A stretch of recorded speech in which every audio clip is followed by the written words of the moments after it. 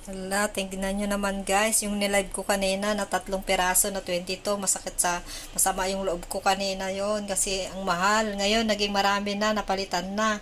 Kasi yung kasama ko, yung tumawag, kaya na, naputol yung tawa, yung pag-video ko kanina na pagla-live. Kaya yun, sinabi ko sa kanya na, ang mahal ate, oh, ang mahal. Tapos sabi sa, halika, puntahan natin yung mura doon. Tapos yung pinuntahan ko pala nagbili.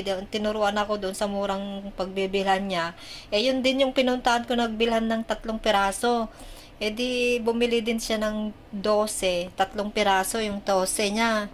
Sabi niya, 12 daw. Eh di, 3 piraso din yung akin, eh, 20. Tapos, kasi 22 dapat, 20 lang binigay ko. Eh di, yan na lang bilhin ko. Tapos sabi ko, i-change ko na lang kaya. Kahit i-20 na lang yung ano, bayad ng bilhin ko, yung bayad nito. Sabi ko, ayaw niya yung babae. Ayaw niya kasi nakabili na daw. Nakabili na ako, nabayadan ko na daw. Sabi ko, bili na lang ako para makabawi ako. Sabi ko kay ate, bili na lang ako ng 12, ganyan, 3 piraso te. Kasi, para makabawi ako, tapos i-stock ko talaga sa freezer, yun ang gusto ko, yung marami para makabawi ako, para ulam ako kahit anong araw na gusto ko makaulam, pag mabis ko ulam, tapos may dagdag ito, sabi ko para makabawi na ako, 12 lang to.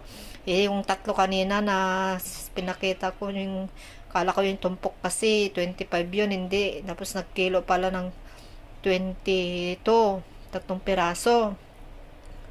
Yun, sabi ko, i-change ko na lang. Tapos, nagbigay na ako ng 12. Kumuha siya ulit. Marami na to. Kala ko, 22 na naman tong bayad nito. Magbibigay na naman ako ng, pero bigay ko lang tong 12 ko. Sabi ko, baka hindi kami magkintindihan. Eh, si ate nakabili na ito ng 12. Tapos yun, pinigay ko yung 12 ko, yung 10 na pinapil. Tapos yung 2. Ay, binalik niya yung 10. Ikunuha niya yung 2. Yun. Tapos kinuha niya din yung isang plastic ko na may 3 binili ko kanina, una binigay niya na $20 lang binigay ko lang kasi. Eh di at least 22 na yon. Ito 22 na. Eh di salamat ako, sabi ko, tawang-tawa ako kay ate. Sabi ko, ate, ang hirap pa na hindi makaintindi makapag ano ng salita, yung makaintindihan ko naman, kaso lang yung nakasulat kasi doon, yung pala yung mga nakatag-press pala doon na tumpok, hindi yun tama yung ano niya. So, lesson na sa akin yun guys, na yung nakalagay na tag-press doon, 1/4 lang pala. Para naglagay-lagay lang sila ng display doon na tumpok, pero hindi yun lahat ang bayad. Hindi lahat yun ng 25, ayun na yung kukunin mo nung nakatumpok. Yung pala, may nakalagay na parang Chinese siya na 4. 25 pala siya ng 1/4. So, ibig sabihin nito, pakat, ewan ko, may 20, 1, ewan ko, 1/8 yata. Ayun, 1/8 siguro, 3 piraso, 1/8. Baka 1/4 to. Oo, kasi malalaki. Kaya yan. So, i-stack natin sa freezer. Hugasan muna natin kaysa saka natin balutin to. Jadi, makaulam ako ng isa dito. Kumpleto na guys. Kumpleto na. So, maraming salamat naman. At pinagbigyan niya din ako. Kinuha niya yung balaki, yung 3 piraso na matataba. Ito na lang para makarami. Kasi nakamura na ako. Muntik ko na bumili na lang sana ako ng pusit kasi 25 lang yung isang planggana doon. Yung parang okay yun sa mga isdaan na sa mga isdaan na wet, na talagang nakaplanggana siya. Talaga 25 yung nakalagay doon na price. Yun, makukuha mo talaga yung plastic, isang ganun, isang platito, yung stainless. Hindi naman siya platito maliit, malaki. 25 yung pusit, hindi yun na lang sanang binili ko, sabi ko kay ate.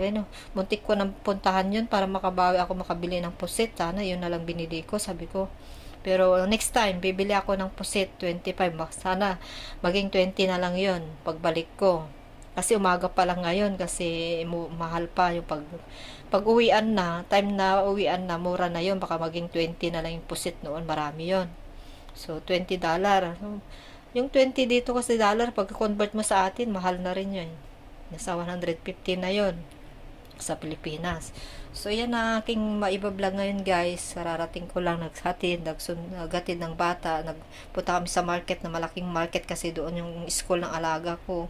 Malapit doon, tawid ka lang, ganun. So, sinamahan ko yun si ate. Taga La Union. Tapos yun, sabi niya, bili na lang daw kami next time ng marami para maghati daw kami ng bayad. Eh, mas makamura. Oo, sabi ko, oo ate, sabi ko. Baka magbili tayo ng isang may 1/2 kilo or 1 kilo. Di tagmimedya tayo. Mas mura na yung bayad. Maka menos tayo. Yung stock namin. So, hugasan muna natin to guys.